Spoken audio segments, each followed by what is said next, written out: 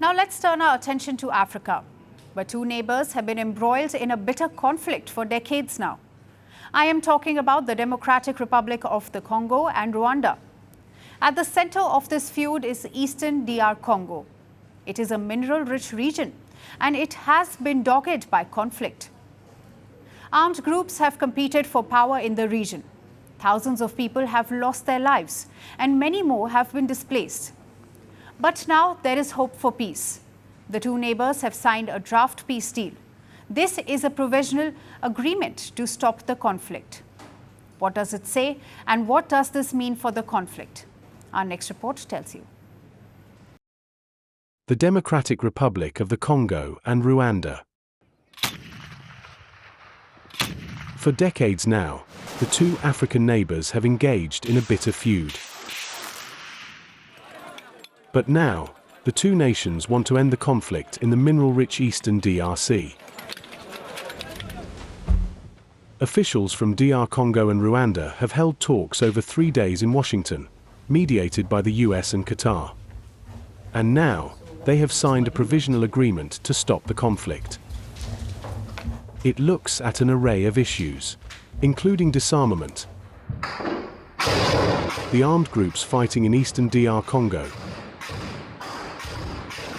the return of refugees and internally displaced people, and a joint security mechanism to prevent future flare-ups. The final peace deal is expected to be formally signed on June 27th. But this is a massive breakthrough nonetheless.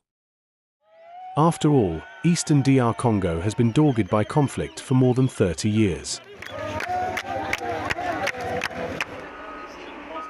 Bordering Rwanda, it has large mineral reserves including cobalt, copper, gold, and lithium, and it has been plagued by violence.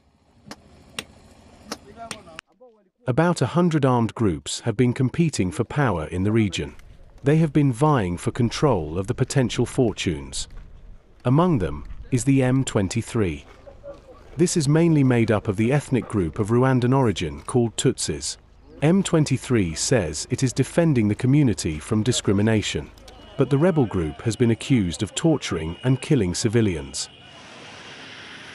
It has captured a number of key cities and towns in eastern DRC. According to the UN, the rebels are supported by about 4,000 troops from Rwanda. DR Congo has also repeatedly accused Rwanda of backing M23.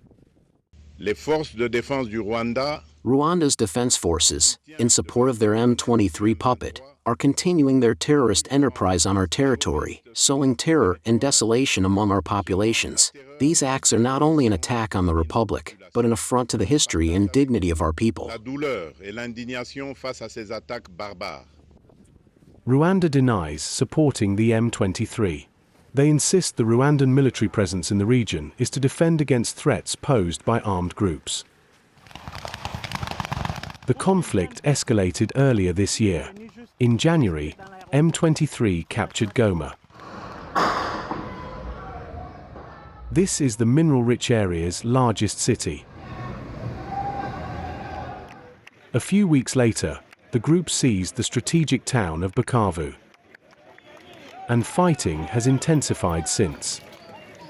Thousands of people have been killed in the region, and hundreds of thousands of others have been displaced.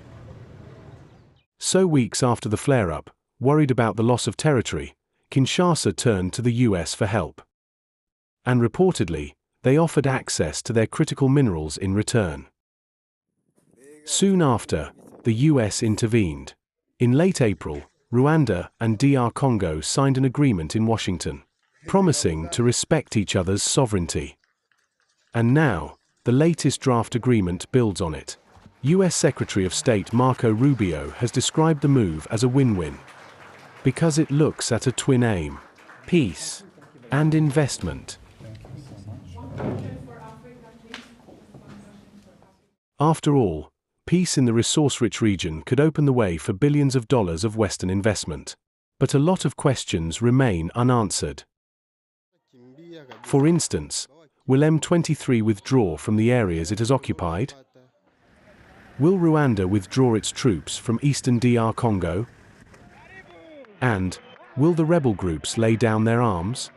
Plus, peace deals between the two neighbors have unraveled in the past. Like last year, when the two reached a peace agreement twice under Angolan mediation. But both countries failed to comply, and Angola eventually stepped down as a mediator. So will history repeat itself? Or will fighting finally end in eastern DR Congo? The world should find out soon enough.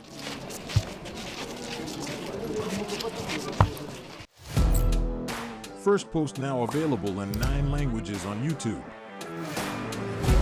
English, Stands at $36 trillion. French, Le FMI, comme German, Geschäftsführenden Direktor, Hindi, $30 trillion ka karjo. Indonesian, Pemerintah tanpa pemeriksaan. Italian, Skali radikali. Japanese, 4 trilhão dolar以上. Portuguese, Por causa do próprio balanço patrimonial. Spanish. Beautiful bill.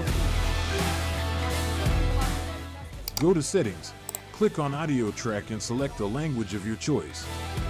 Be the first to know what's happening around you in your first language.